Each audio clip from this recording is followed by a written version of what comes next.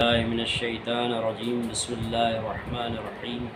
نحمده ونصلی علی رسول الکریم وعلی آلہ الطیبین الطاہرین واللعنۃ علی اعدائهم من اول دار العابد العابدین اما بعد بسم اللہ الرحمن الرحیم۔ احکام دین سیکھنے کا جو ہمارا سلسلہ ہے، وضو کے شرائط میں سے ایک شرط ہے کہ پانی مباح ہو۔ تو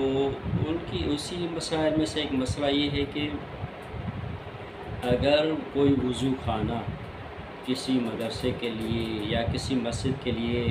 وقف ہے اور وہ اس میں مقیم حضرات کے لیے وقف ہے یا اس مسجد میں نماز پڑھنے والوں کے لیے وقف ہے اور دوسرے لوگوں کے لیے استعمال جائز نہیں ہے، تو اس صورت میں اس جگہ اس وضو خانے سے وضو کرنا جائز نہیں ہوگا، وضو باطل ہوگا۔ اسی طرح ایسے مدرسے سے وضو کرنا جائز نہیں ہوگا اور وضو باطل ہوگا۔ لیکن ایسا مدرسہ یا ایسی مسجد جس میں وضو خانہ وقف عام ہے، یعنی جو مقیمین ہیں وہاں کے وہ بھی وضو کر سکتے ہیں اور جو مقیم نہیں ہیں وہ بھی وضو کر سکتے ہیں۔ اسی طرح جو لوگ اس مسجد میں نماز پڑھتے ہیں وہ بھی وضو کر سکتے ہیں، اور جو اس مسجد میں نماز نہیں پڑھنا چاہتے وہ بھی وضو کر کے یہاں سے چلے جاتے ہیں اور کوئی منع کرنے والا نہیں ہوتا ہے۔ تو اس صورت میں اس وضو خانے سے وضو کرنے میں کوئی حرج نہیں ہے۔ اسے وقف عام کہا جاتا ہے، یعنی ہر آدمی وہاں سے وضو کر سکتا ہے، تو پھر اس سے وضو کرنے میں کوئی حرج نہیں ہے۔ اس کے علاوہ پھر مسئلہ پیش آ جاتا ہے کہ ہوٹلوں وغیرہ میں، مسافر خانوں میں یا عمومی انتظار گاہوں میں جو ہے واش روم وغیرہ بنے ہوئے ہوتے ہیں اور وضو خانہ بھی بنا ہوتا ہے، یا وضو خانہ نہیں بنا ہوتا ہے لیکن شیک وغیرہ جو ہے بنے ہوئے ہوتے ہیں، تو وہاں سے وضو کرنے میں کیا وہاں سے وضو کیا جا سکتا ہے یا نہیں؟ تو اس میں پھر یہی ہے کہ اگر مقیم جو وہاں پر ٹھہرے ہوئے ہیں ان لوگوں کے ساتھ اگر مخصوص ہے تو اس صورت میں مالک کی اجازت کے بغیر وضو کرنا باطل ہوگا، اس کی رضامندی کے بغیر وضو کرنا باطل ہوگا۔ لیکن اگر عام ہے، مقیمین بھی وہاں سے وضو کر رہے ہیں، جو وہاں کے رہائشی ہیں وہ بھی وضو کر رہے ہیں اور جو باہر والے لوگ ہیں وہ بھی وضو کر رہے ہیں، تو اور کوئی منع کرنے والا نہیں ہے، تو اس صورت میں وہاں سے وضو کرنے میں کوئی حرج نہیں ہوگا اور وضو صحیح ہوگا۔ اس کے بعد پھر آتا ہے کہ جو بڑی بڑی نہریں ہوتے ہیں، تو ان نہروں سے دریاؤں کے علاوہ جو بڑی نہریں ہوتی ہیں، چاہے نہر چھوٹی ہو یا بڑی ہو، ان سے وضو کرنے کا کیا حکم ہے؟ کیا ان سے وضو کرنے میں اجازت لینا مالکان سے ضروری ہے یا ضروری نہیں ہے؟ تو جو بڑی نہریں ہوتی ہیں یا چھوٹی نہریں ہوتی ہیں، اگرچہ کسی خاص آدمی کی ملکیت میں جاری ہو رہی ہوں، چاہے وہ اجازت دے چاہے وہ اجازت نہ بھی دے، بلکہ معلوم ہو کہ وہ اجازت نہیں دے رہا ہے، تب بھی وہاں سے وضو کرنے میں کوئی حرج نہیں ہے، چونکہ عقلاء کا طریقہ کار یہ ہے کہ ایسی نہروں میں جو پانی ہے وہ رفع عامہ کا اس پر حق ہوتا ہے اور ہر ایک انسان کا چونکہ اس پر حق ہے، لہذا وہاں سے وضو کرنے میں کوئی حرج نہیں ہے۔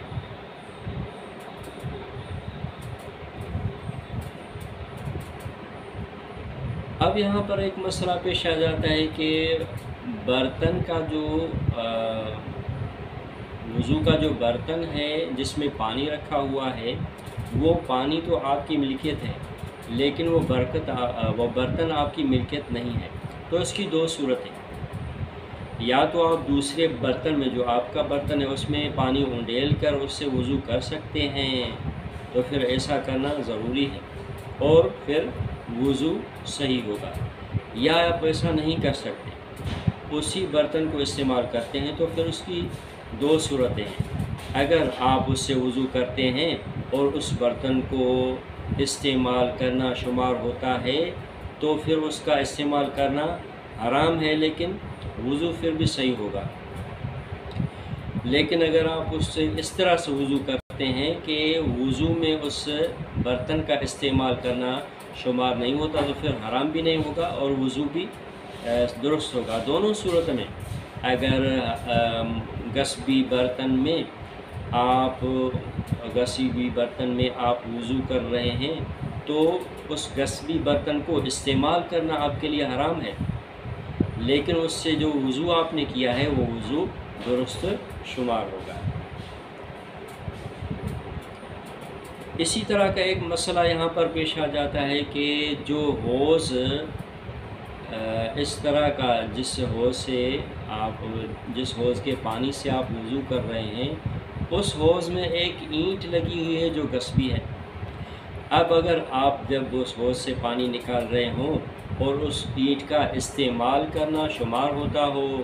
تو پھر آپ کا یہ پانی نکالنا حرام ہوگا لیکن وضو صحیح ہوگا، اور اگر اس اینٹ کا استعمال کرنا شمار نہ ہوتا ہو تو وضو بھی صحیح ہوگا اور پانی کا استعمال کرنا بھی حرام نہیں ہوگا۔ اسی طرح کا ایک مسئلہ پیش آتا ہے کہ ائمہ علیہ السلام کی مزارات مقدسہ میں حوض بنائے جاتے ہیں صحنوں میں، یا جو ہے چھوٹی سی نہریں کھینچ لی جاتی ہیں پانی کے دستیابی کے لیے، تو اب وہ ایسی جگہ سے نکالی گئی ہیں جہاں پہ پہلے قبریں تھیں یا پہلے وقفیہ جگہ تھی، تو اس صورت میں وہاں سے ان حوضوں سے اور اس کے درمیان میں جو نہریں بہہ رہی ہیں اس سے وضو کرنے میں کیا حکم ہے؟ تو ان سے وضو کرنے میں کوئی حرج نہیں ہے، چاہے آپ کو علم ہو کہ یہ وقف شدہ جگہ سے بنے ہوئے ہیں، چاہے آپ کو علم نہ ہو، تو ان دونوں صورتوں میں وضو کرنے میں کوئی حرج نہیں ہے، وضو آپ کا صحیح ہوگا۔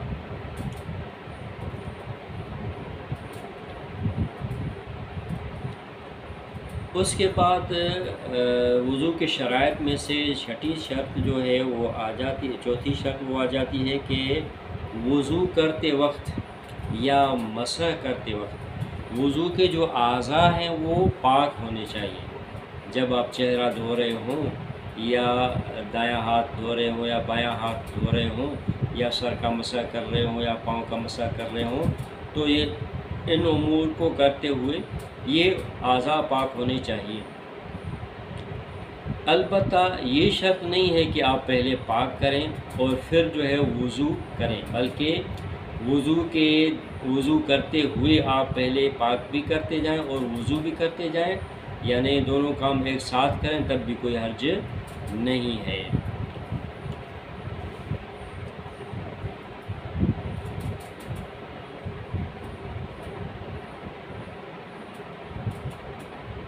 یہاں پہ ایک اور مسئلہ پیش آ جاتا ہے کہ وضو کرنے کے بعد وضو کے اعضاء میں سے کوئی عضو دایاں ہاتھ یا بایاں ہاتھ نجس ہو جاتا ہے وضو کرنے کے بعد، تو کوئی حرج نہیں ہے، وضو صحیح ہوتا ہے، لیکن نماز کے لیے جو ہاتھ آپ کا دایاں بایاں نجس ہو گیا ہے اس کو پاک کر لینا ضروری ہے۔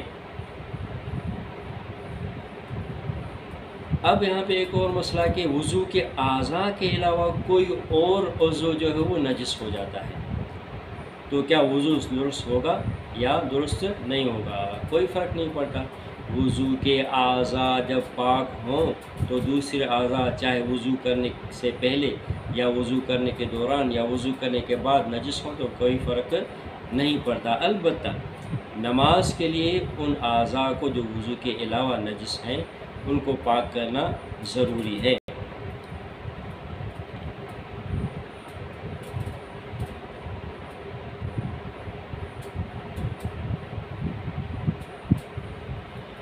اب یہاں پر ایک اور مسئلہ آ جاتا ہے کہ وضو کے اعضاء میں سے کسی ایک عضو پر، مثلا چہرے پر، مثلا دائیں ہاتھ پر، مثلا بائیں ہاتھ پر زخم وغیرہ ہے جس سے خون بہہ رہا ہے اور بند ہونے کا نام نہیں لے رہا، تو آپ اس طرح کریں کہ زخم والی جگہ پر کو دبائیں، اتنا دبائیں کہ دبانے کے بعد پانی میں ڈال دیں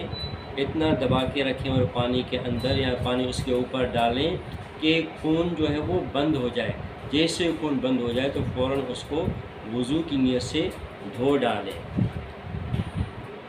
تو اس صورت میں جو ہے وضو آپ کا صحیح شمار ہوگا۔ اس کے بعد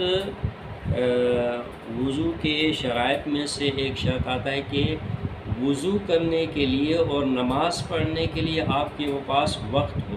یعنی ان دونوں کا وقت تنگ نہ ہو، یعنی آپ کے پاس اتنا وقت ہو کہ وضو کر لیں گے اور وضو مکمل کرنے کے بعد آپ نماز کو پڑھ لیں گے واجبات کے ساتھ۔ اتنا وقت ہے اگر تو وضو صحیح ہے، لیکن اگر آپ کے پاس اتنا وقت نہیں ہے کہ آپ وضو کریں اور پھر نماز پڑھیں تو اس صورت میں وضو صحیح نہیں ہوگا۔ مثال کے طور پر آپ وضو کرتے ہیں اور نماز کا کچھ حصہ وقت کے اندر پڑھ لیتے ہیں اور باقی کچھ حصہ جو ہے وہ وقت کے باہر پڑھا جاتا ہے، تو اس صورت میں وضو صحیح شمار نہیں ہوگا۔ اب اگر تمام وقت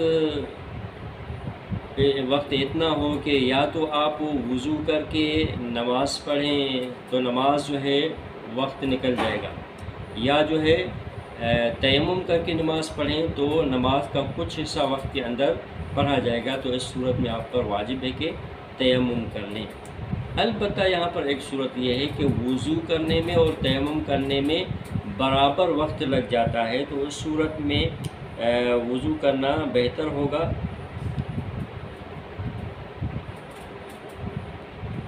اگر برابر وقت لگتا ہے تو اس صورت میں وضو کرنا ضروری ہوگا۔ اس کے بعد یہ ہے کہ